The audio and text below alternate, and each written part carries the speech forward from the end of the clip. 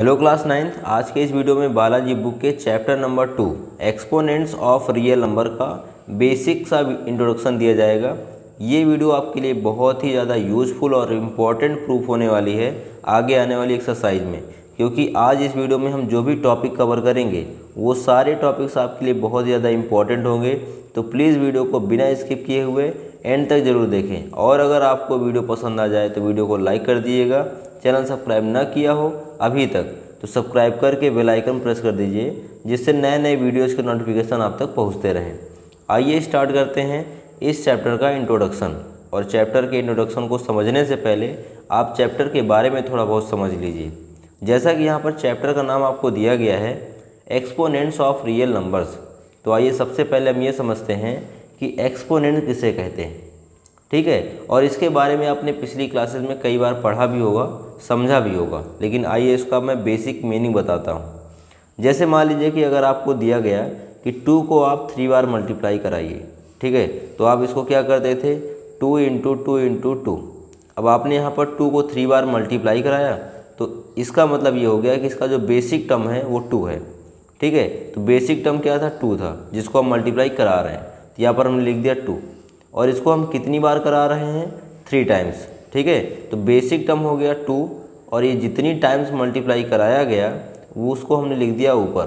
ठीक है, तो ये हो गया 2 की पावर 3। ठीक है, 3 पावर है और इसका बेस क्या दिया गया है 2। तो यहाँ पर जो नंबर हम मल्टीप्लाई कराते हैं बार बार उसको कहते हैं बेस। तो यहाँ पर इसका बेस क्या हो जाएगा 2 हो जाएगा। ठीक है, और जो इसका पावर लगा है, ठीक है, ये पावर जो है वो वह नंबर है जो बताता है कि इसका बेस कितनी बार मल्टीप्लाई किया गया है। ठीक है, तो इस नंबर को हम बोलते हैं एक्सपोनेंट। क्या बोलेंगे एक्सपोनेंट। और यही चैप्टर है, मतलब आपको सारी एक्टिविटी एक्सपोनेंट पे करनी है। ठीक है ना, ये हो गया आपका बेस और ये हो गया एक्सपोनेंट। और ये जो आपका 2 की पावर 3 है, ठीक है, तो किसी नंबर को उसके पावर या एक्सपोनेंट के फॉर्म में जब लिखते हैं तो उसको हम बोलते हैं एक्सपोनेंशियल फॉर्म। क्या बोलेंगे एक्सपोनेंशियल फॉर्म। ठीक है, तो अगर आपको यहाँ पर एक नंबर दिया जाए 2 की पावर 4, तो इसका मीनिंग आप क्या निकालेंगे कि यहाँ पर ये जो है 4 ये पावर है, ठीक है, और इसका बेसिक टर्म क्या है 2 है, मतलब 2 को हमें 4 बार मल्टीप्लाई करना है। ठीक है, तो आप लिखते हो 2 इंटू 2 इंटू 2 इंटू 2। जब भी आप इसका ऐसा ही फैक्टराइजेशन करते हो या इसको इस फॉर्मेट में लिखते हो तो आप नंबरों को कैसे मल्टीप्लाई करते हो, आइए इसको भी समझ लीजिए। ठीक है, जैसे आपने पहले 2 को 2 से मल्टीप्लाई किया, क्या आया 4। अब 4 को आप 2 से करते हो तो कितना आता है 8 आता है। फिर 8 को 2 से करते हो क्या आता है 16। तो इसका मतलब ये हो गया कि 2 की पावर 4 का मतलब होता है 16। 2 2 जा 4 2 जा 8 2 जा 16। अब ये हो गया हमारा एक्सपोनेंट। अब रियल नंबर्स के बारे में तो आपको बहुत अच्छे तरीके से पता होगा। ठीक है, अगर नहीं पता तो एक बार मैं आपको रिवाइज करा देता हूँ कि रियल नंबर्स सभी रेशनल और सभी इरेशनल नंबर्स के ग्रुप को कहते हैं। ठीक है, सभी रेशनल नंबर को मिला लीजिए, सभी इरेशनल नंबर को मिला लीजिए, तो इनसे जो नंबर का ग्रुप तैयार होगा उसको हम बोलते हैं रियल नंबर। अब बात समझ में आ रही है।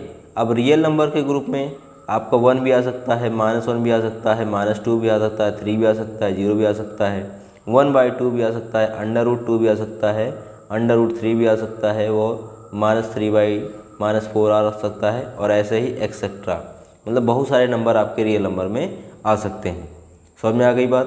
तो रियल नंबर में सभी रेशनल और सभी इरेशनल नंबर आते हैं। तो अब ये हो गया चैप्टर का इंट्रोडक्शन। अब हम चैप्टर में क्या क्या पढ़ने वाले हैं उसको सीखते हैं। ठीक है, तो सबसे पहले हम इसमें लॉज ऑफ एक्सपोनेंट पढ़ेंगे। ठीक है, लॉज ऑफ एक्सपोनेंट्स, मतलब एक्सपोनेंट्स के कौन कौन से लॉज होते हैं, किन किन लॉज का यूज करके हम एक्सपोनेंट्स पर कुछ एक्टिविटी कर सकते हैं। ठीक है, तो इसका जो पहला लॉ आता है ये आता है कि अगर किन्हीं दो नंबर्स के बेस को सेम रखा जाए और पावर को सेम या डिफरेंट कर दिया जाए, लेकिन इसमें मेन टॉपिक है कि इसका बेस सेम रहना चाहिए, और इन दोनों को हमने मल्टीप्लाई करा दिया, तो इसका जो रूल मिला वो ये बना कि बेस अगर सेम है और ये मल्टीप्लाई किए गए हों तो पावर्स को हम ऐड कर देते हैं, लेकिन बेस सिंगल लिखते हैं। ठीक है, जैसे दोनों का बेस a था तो हमने यहाँ पर लिख दिया a। अब यहाँ पर दोनों का पावर है m और n, क्योंकि बेस मल्टीप्लाई थे तो पावर्स को हम ऐड कर देते हैं।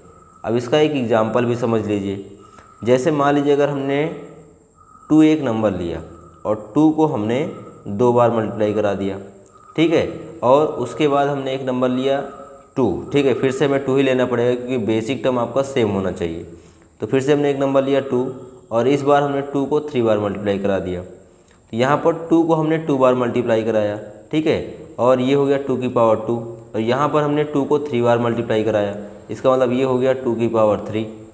अब यहाँ पर आप देख सकते हो जब इनको हम मल्टीप्लाई कराएंगे, ठीक है, 2 की पावर 2 और 2 की पावर 3 को, तो यहाँ पर देखिए कितने 2 हो गए, यहाँ पर कितने टाइम्स यहाँ पर 2 आ रहे हैं, तो वो हो गया 1 2 3 4 5।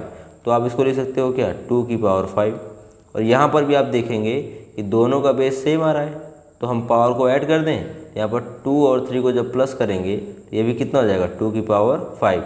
इसी बेस पर हमने इस लॉ को तैयार किया है, इस रूल को यहाँ पर प्रिपेयर किया है। समझ में आ गया? ये हो गया हमारा पहला रूल, ठीक। अब ऐसे हम बढ़ेंगे दूसरे रूल पर, और इस बार हम क्या करेंगे, बेस को तो सेम रखेंगे लेकिन साथ ही साथ दोनों ही हम एक्सपोनेंशियल फॉर्म को डिवाइड कर देंगे, ठीक है। तो यहाँ पर इसका बेस हो गया a, पावर m है, फिर डिवाइड किया गया a की पावर n से। तो फिर इसका जो आंसर आता है उसमें बेस तो वही रखते हैं, मतलब बेस को हमें a ही रखना है, लेकिन पावर को हम इस बार सब्ट्रैक्ट कर देते हैं, तो ये हो जाता है a की पावर m माइनस n, ठीक है। जो तीसरा रूल आता है वो ये आता है कि इस बार हमें बेस को नहीं सेम रखना, इस बार हमें पावर को सेम रखना है।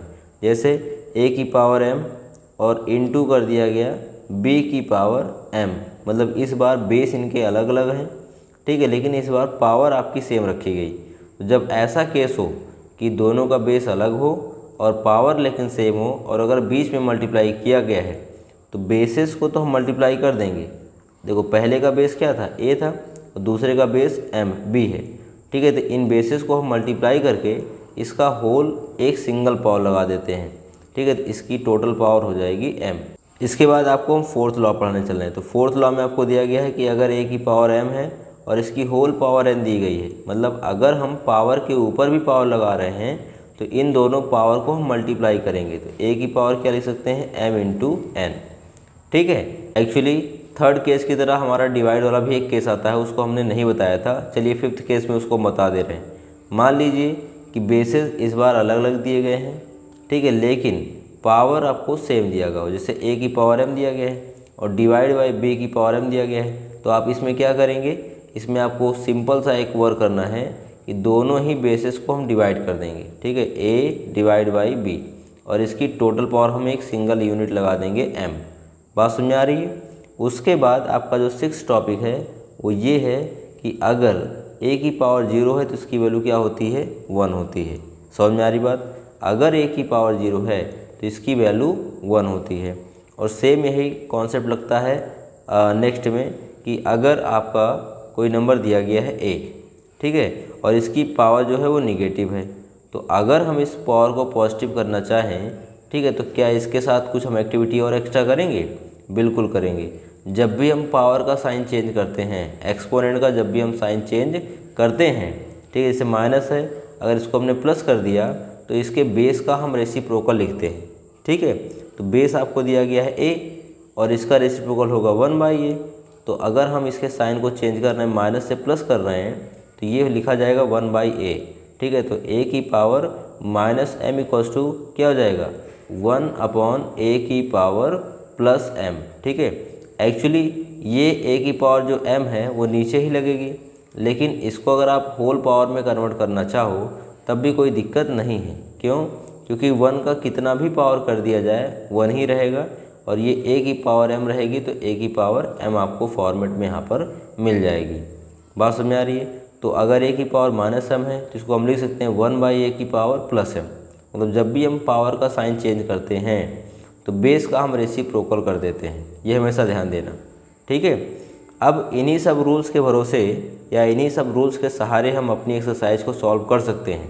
ये तो कुछ बेसिक से रूल्स हैं, और भी कुछ एक्स्ट्रा ऑर्डिनरी रूल्स आपको यहाँ पर एक्सरसाइज में दिखाए जाएंगे, लेकिन वो सारे के सारे रूल्स जो हैं वो इन्हीं फार्मूलों से बनाए गए हैं, ठीक है। तो इतने फार्मूलों को आप प्लीज़ लर्न कर लीजिए, क्योंकि सारे एक्सरसाइज में आपको इन फार्मूलों का, इन रूल्स का आपको यूज करना है, ठीक है। आई होप आपको बहुत अच्छे से वीडियो समझ में आई होगी और आपको ये कॉन्सेप्ट क्लियर हुआ होगा। तो वीडियो को एक लाइक कर दीजिएगा और चैनल सब्सक्राइब ना किया हो तो सब्सक्राइब करके बेल आइकन प्रेस कर दीजिएगा, जिससे नए नए वीडियोज़ के नोटिफिकेशन आप तक पहुँचते रहें। मिलते हैं नेक्स्ट वीडियो में, तब तक के लिए बाय बाय, टेक केयर, जय हिंद।